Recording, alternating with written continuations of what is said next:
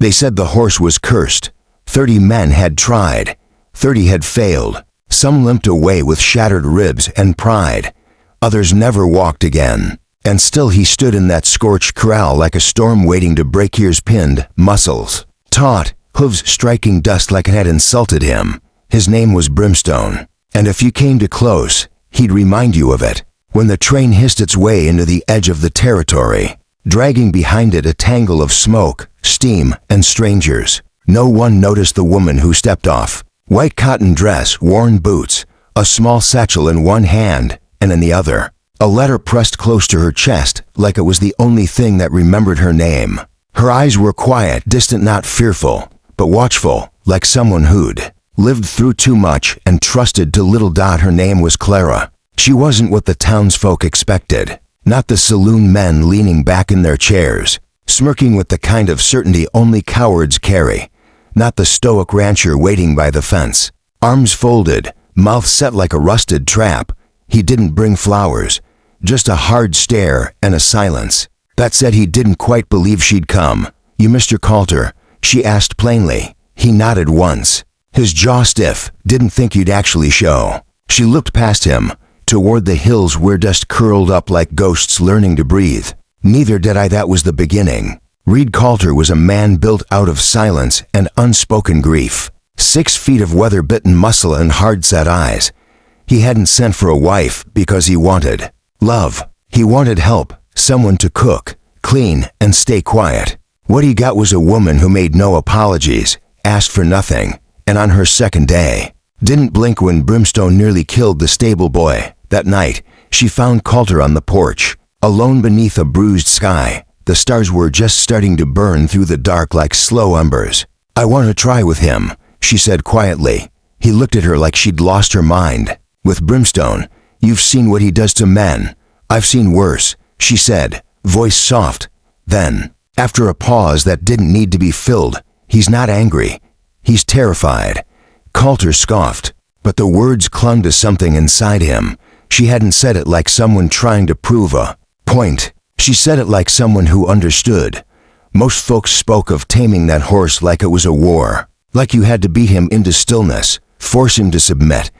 But Clara saw something else. She didn't want to conquer him. She wanted to understand him. "Why do you care?" he asked, more bitter than curious. She took a moment. "Then, because I know what it's like, to be touched wrong, to be told to obey or be broken. I know how it feels to have people look at you like you're dangerous, just because you're hurting." He didn't answer, didn't know how to. The next morning, Clara stood at the edge of the corral, barefoot in the dust, no whip, no rope, just her stillness and her voice. Brimstone stared at her like she was made of smoke. Then he lunged, slamming the rails hard enough to make the air rattle. Clara didn't move. Her lips moved, but not to him. A whisper to herself, maybe a promise, maybe a prayer. "Every day," she returned. "Every day." He challenged her, snorting, rearing, baring his teeth. And every day, she stayed, calm, quiet, unafraid. Contr watched, though he told himself it wasn't interest. At first, it was suspicion, then curiosity, then something else entirely. He noticed how her fingers twitched when the stallion came close, but she never stepped back. How she carried water though her shoulders trembled from the weight. How she flinched at sudden noise. She was healing, too, not just Brimstone. One evening, over half-burned beans and a silence that had started to soften, he asked, "Why'd you come here?" "Really?" She didn't look at him.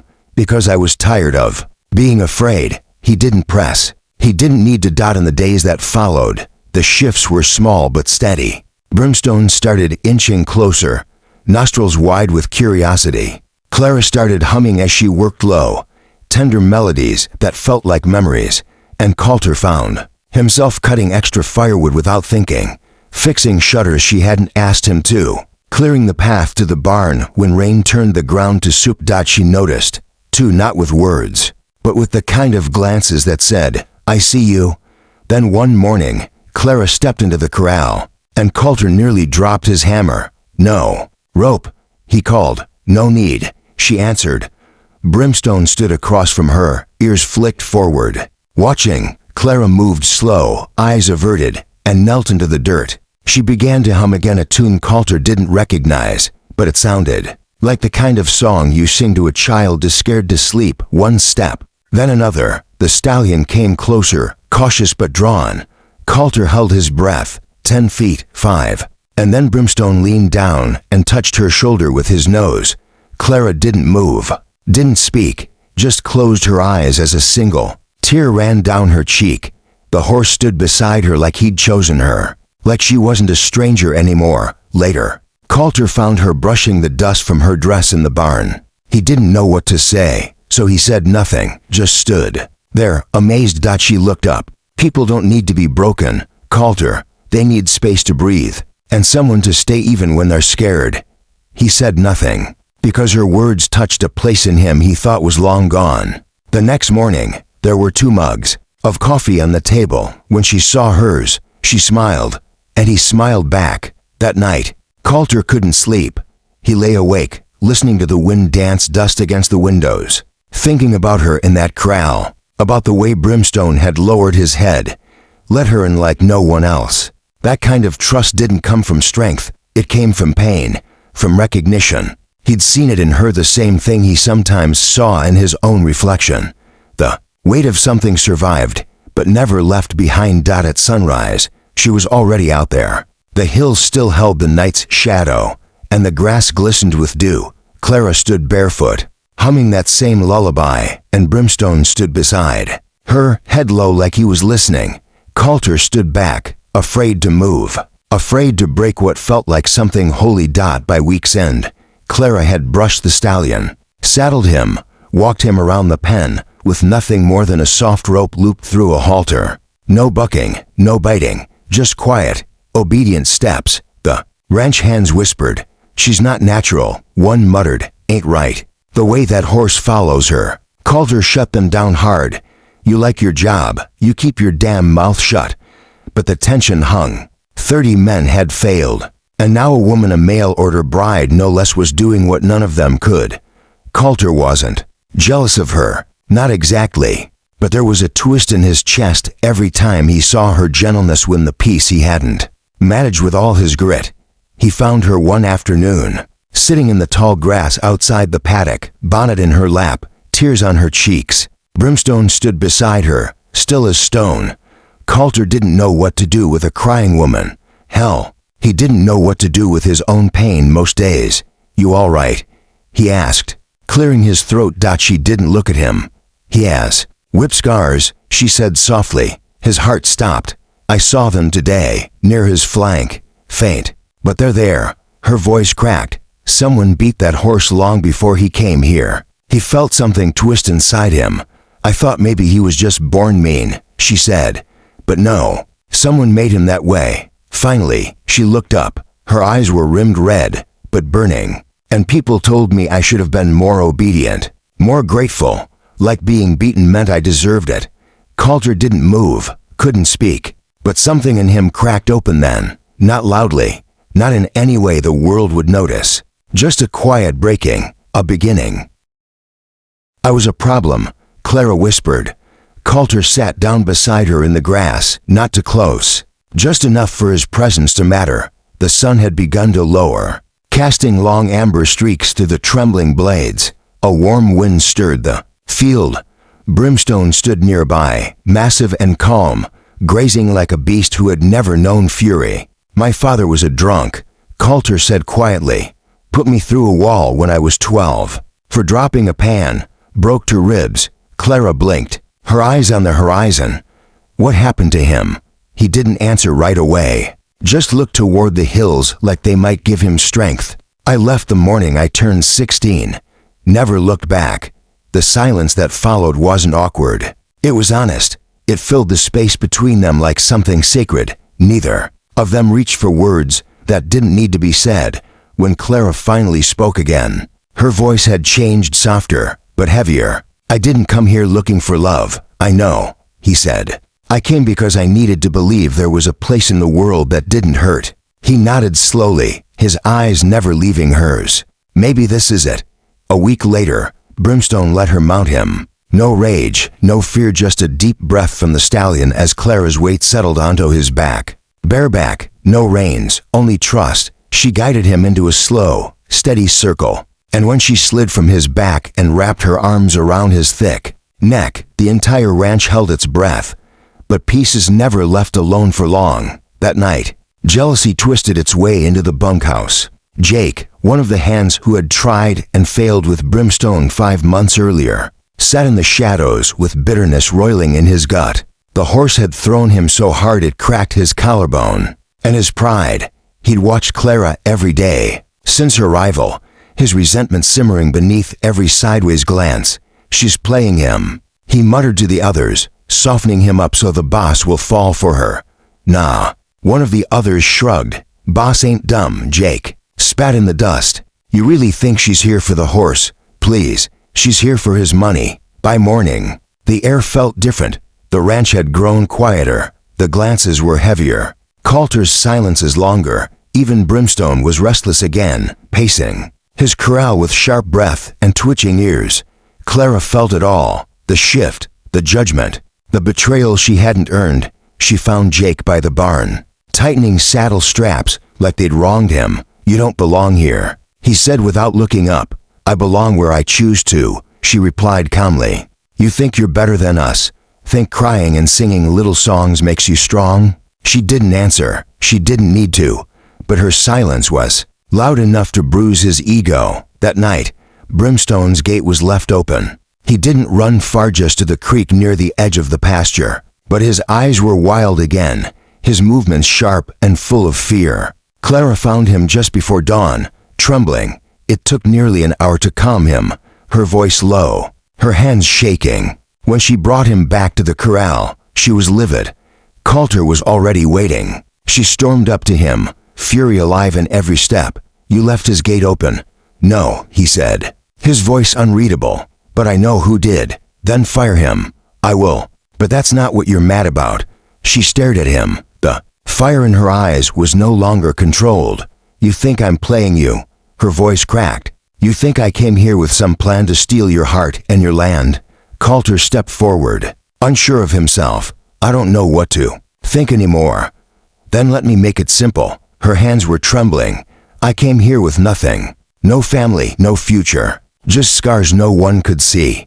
I came here hoping I could belong somewhere. She turned, pointing back to Brimstone, who stood behind her like a breathing wall of muscle and memory. He let me touch him because I didn't demand it.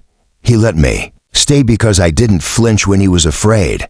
That horse is me, Contr. If you can't see that, maybe you're not the man I thought you were. He stepped back as if her words had struck his chest, and then she walked away, her back tall, her steps firm. Contr stood alone in the dust with the sun rising behind him, casting a long shadow he didn't feel worthy of. For the first time in years, he felt afraid, not of horses, not of rumors, but of losing something he hadn't even dared admit he wanted. Clara. The next morning, she didn't come down for breakfast. She didn't ride out to the paddock, didn't hum. Brimstone paced the corral like he felt the same absence, his breath ragged, his body tense. The whole ranch fell quiet under the weight of it. Even the chickens stayed still. Contr sat at the stove staring into a cup of coffee that had long gone cold. His chest felt hollow. He hadn't meant to doubt her, not truly. But years of silence had made trust something brittle and unfamiliar. By noon, Jake was gone, fired without a word. But the damage he'd done lingered like smoke after a barn fire. The news had spread fast. Clara riding Brimstone. Outsiders began showing up. Men leaning on fences, women whispering behind gloved hands. Curious stares followed Clara like shadows. Everyone called her the horse whisper bride. Contr hated it. Hated the gawking, the spectacle, the way something sacred had been turned into gossip. But Clara didn't react. She said nothing. That night, she took Brimstone far beyond the ranch's borders, into the dry riverbed past the fences. She didn't ride him. She just walked with him, their footsteps side by side in the pale dust. Contr followed from a distance. He saw her settle beneath a twisted sycamore, her head resting back against the bark, her eyes closed. Brimstone stood above her like a sentinel, silent, Strong, protective, Contr didn't approach. He turned and went back to the porch and sat there until morning. The next day brought the fair. Horse traders, gamblers, men with silver buckles and louder mouths had set up just beyond town. Among them was a man named Lawson, slick smile, gleaming boots, known for breaking horses and reputations. When Lawson heard about Clara and Brimstone, he approached Contr with a glint in his eye and a challenge in his tone. Let her ride him in the arena, he said. 5 minutes. If she lasts, I'll write a check big enough to pay off your whole north pasture. If she doesn't, he grinned and looked toward Clara. She comes work for me, as my apprentice. Contr's jaw tightened. Not a chance. But Clara stepped in, calm and steady. I'll do it. You don't need to prove anything, Contr said sharply. She looked him in the eye. This isn't about proving. It's about claiming what's already mine. He didn't understand. Not then. Not completely. But part of him felt proud, and another part terrified. By sundown, the arena was packed. Dust kicked in the air. Like smoke. Men cheered. Women murmured. Brimstone stood restless in the ring, eyes flicking toward the noise. Clara stepped in wearing a plain linen dress, hair tied back. No makeup, no pretense. Just that look in her eyes like she'd already walked through something far worse than anything this crowd could imagine. She approached Brimstone, pressed her forehead to his, and whispered something only he could hear. Then she mounted. The gate slammed open. Brimstone reared. Gasps cut the air. But Clara didn't grip the reins. She had none. She let her body move with him, fluid as breath, steady as a lullaby. 1 minute. 2. The crowd began to hush. 3. For Brimstone's single quotes, chest heaved with sweat. But his eyes, those eyes that once burned with rage, began to soften. As the 5th minute passed, Clara raised one hand. Brimstone lowered his head. The arena erupted in applause. Contr stood frozen. He should have shouted, should have run to her. But all he could do was stare, heart thundering. As awe settled like dust over his skin, she dismounted and walked toward him, cheeks flushed, eyes alight like firelight dancing on old wood. Then Lawson, still smirking like a snake with silver teeth, stepped forward. She did it. Fair's fair, he said. But I'd still pay double if she comes with me. Clara turned to Contr, voice cool as mountain wind. You think I came here for land? She asked. For a man?